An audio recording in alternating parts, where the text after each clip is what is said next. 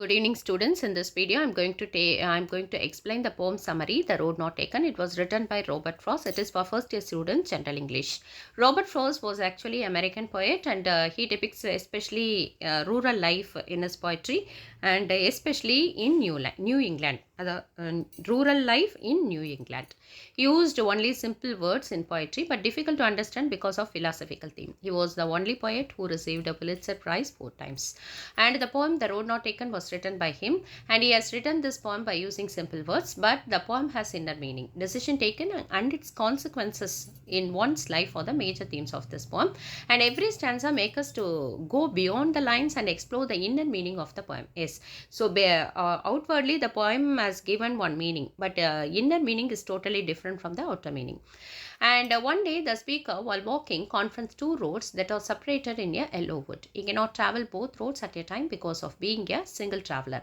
So he waits for some time. He looks down one road and till where the road bends. The trees are surrounded by bushes, so the speaker is unable to see the road further. In the same way, in our life, after schooling, we have to face and we have to take a decision to choose our career.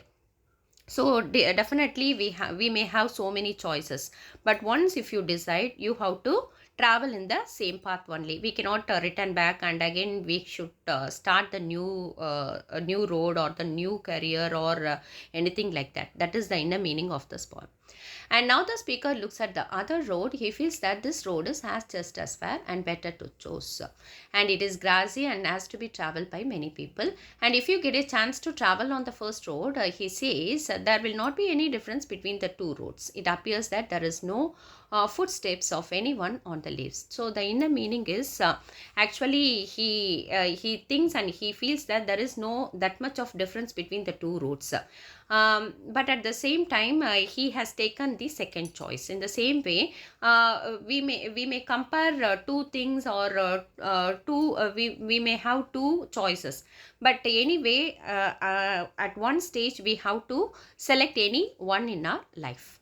And the speaker decides to walk on the second road now, and will on the first road for another day. At the same time, he is sure that if he walks on any road, it will lead to another road, so it is impossible to return back and take another choice.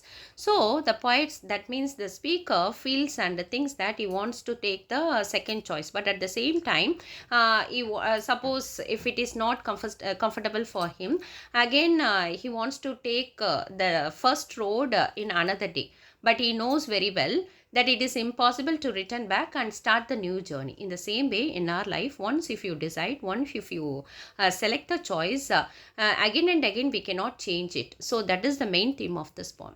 In future, he thinks that he will tell others with a sigh that two roads diverge in a wood, and he walked on the first path, one path which was less traveled by others, and it has made many changes in his life. So in future he may tell to his relatives or to his children or to some other strangers that how he had chosen the particular path, and how it made many difference in his life. He will describe in future. In this way he has ended this poem. And the most important theme of the poem is making choice in our life. Once if you take decision, we should face the consequences of our choice, and it is not possible to return back. So finally the poet thinks and says that we must be very careful to take decision in our life. Thank you, students. Thank you for listening, and thank you for watching.